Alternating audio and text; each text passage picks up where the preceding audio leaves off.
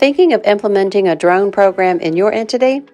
Drones are a great way to help accomplish your goals and minimize risk to staff. Versa Safety Specialist Eddie Shelton, one of several Versa staff holding an unmanned aerial systems operator license, says there are many uses for these drones and also many considerations.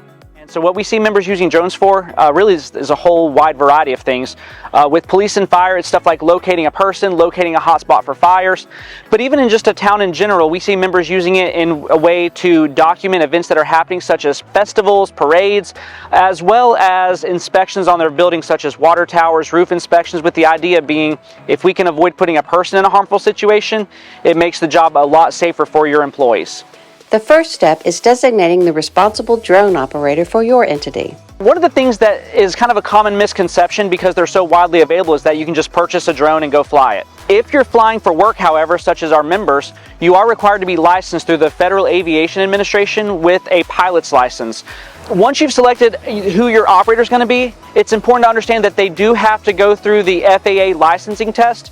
Preparing for the test can be done by reviewing several guides available online and can be done for free at a self-guided pace or by signing up for a guided study program. And it's kind of a misconception. People think you go through the class and you learn how to fly a drone. The testing actually has nothing to do with drones. It's basically pilot ground school. Do you understand the airspaces around the area that you're operating in? Is it Class A, Class B, Class C? On top of that, you're going to learn about weather conditions, how to read weather fronts, weather maps, and how the FAA actually operates. Depending on how your entity plans to use a drone will also determine what kind of drone to purchase. Each drone has a specific use, a specific life, and the battery life itself will vary based off of the conditions that you're flying in. Certain drones may have a video camera on it. Others are able to catch infrared, UV, so it depends on what your use is going to be. After receiving your license and purchasing your drone, it's time to fly. Actually, I need to get us approval real quick. Just give me a second.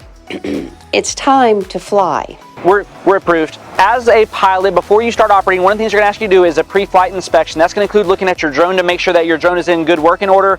But on top of that, it goes a little bit further. In everyone's smartphone, you can download an app called Flight Ready. This is directly from the FAA. And this is where pilots can go in to look at what kind of airspace they're in, as well as request authorization if they are in restricted airspace. So today we're at the Vinton War Memorial, and at this location we are in restricted airspace. You basically go through the one page on the app. You'll tell it where you want to fly, what the radius is, how high you want to go, and how long you want to fly. You put in the request. We just did ours about 30 seconds ago, and we already have an approval. It's a very, very fast process. There are some conditions. If you are near, for instance, a military base or a federal establishment, the process could take a little bit longer, so please keep that in mind. So now that we're all checked out, ready to go, let's take them up. While there are many benefits to the usage of drones, there are some risks. These may include crashes resulting in damages or injuries, privacy breach and civil rights violations, failure to supervise or limit use, and more. Want footage or an aerial inspection and don't own a drone? Reach out. So whenever you end up having your safety specialist come out to your site to do a site inspection, if there are any areas of concern at heights, it may be a good idea to ask them if they can bring a drone out to take some videos or pictures of that location so that we can prevent your employees from putting themselves in that situation. For those who are interested in starting a drone program, Eddie Shelton, Gary Dillon, and Thomas Bullock, all licensed drone pilots, can assist. So if you are interested in starting up a drone program for your organization, please give us a call. We have multiple drone operators and we're more than willing to help you get your drone program off the ground. For more information, visit our website at www.versa.us.